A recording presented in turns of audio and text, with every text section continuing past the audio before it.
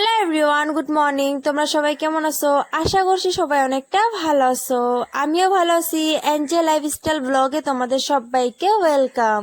সকালে আমি ঘুম থেকে ওঠার আগে আম্মু বানিয়েছিল রুটি। সেই রুটি আমি আর বোন ডাল দিয়ে খেয়ে নিলাম। কিছুক্ষণ পরে বোন বললো সে নাকি বাদামি লেবু মাখা খাবে, তাই আমি একটা বাদামি লেবু কেটে ভিতরে থাকা সমস্ত লেবুগুলো বের করে নিলাম। নুন, চিনি, লঙ্কা গুঁড়ো দিয়ে মাখিয়ে নিলাম। তারপর এক এক করে বাদামি লেবু মাখা খেয়ে নিলাম। কারা কারা বাদামি লেবু মাখা খেতে ভালোবাসো কমেন্ট করে জানাবেন। কিন্তু আমি কিন্তু বাদামি লেবু মাখা খেতে বেশি ভালোবাসি না। বাদামি লেবু খাওয়ার পরে ঘরে এসে সমস্ত কাপড়গুলো ভাঁজ করে নিলাম। এগুলো কিন্তু আম্মু কালকে কেচে দিয়েছিল, কিন্তু সবগুলো কাপড় কালকে ভালো মতন শুকায় নাই, সেই জন্য আজকে আবার রোদ্রুতে দিয়ে ভালো মতন কাপড়গুলো ভাঁজ করে নিলাম।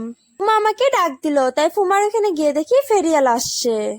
তাই আমি ফেরিওয়ালার কাছ থেকে চুলে কালার করা ব্রাশ, নুনের কৌটো, কাটা ক্লিপ, হেয়ার বেল আর একটা খাঁচা নিয়ে নিলাম।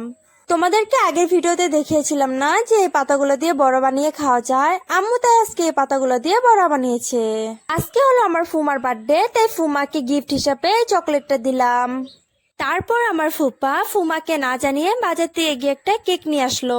ফুপা এখানে ক্যান্ডেল লাগাক, আর আমি তোমাদেরকে বলে দিই আমার ফুমার কিন্তু 27 বছর। তারপর কেক কেটে ফুমা প্রথমে ফুপ্পাকে খাওয়ালো। আমি এখানে সবাইকে দেওয়ার জন্য ছোট ছোট করে কেক কাটছি। আজকের ভিডিও এইটুকে। ভিডিওতে কিছু ভুল হয়ে থাকলে কমেন্ট করে জানাবেন কিন্তু।